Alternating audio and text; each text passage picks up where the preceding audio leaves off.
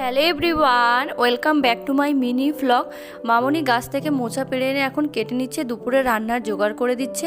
তারপর আমি এসে বিছানার বেড কভারটা চেঞ্জ করে নিয়ে সব সার্ফে দিয়ে দিলাম। শীতে আর এই চাদর আর সোয়েটারটা কাচতে বাকি ছিল, তাই আগের দিন কেচেছিলাম, একটু রোদে বার করে দিলাম। ছাদে এসে দেখি মামনি হলুদগুলো যে সিদ্ধ করেছিল শুকনো করতে দিয়েছে। তারপর আমি কাঁচা জামা কাপড়গুলো মেলিয়ে আর নিচে চলে এসেছিলাম।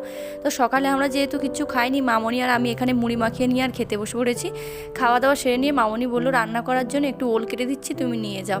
ওই যে গাছ লাগানো হবে তার থেকে একটু কেটে কেটে আমাকে দিচ্ছিল। তারপরে মামনি যেগুলো গাছ লাগানো হবে সেগুলোকে গোবর জলে চুবিয়ে আর রেখে দিচ্ছিল। অনেক দিন পরে বেশ রান্নাঘরের ভিতরে রান্না করছি, বেশ ভালো লাগছে। মোচা চচ্চড়ি করবো আর ওল দিয়ে মাছের ঝোল করবো। হ্যালো, কি বলে এটা মাছ না শোল মাছ?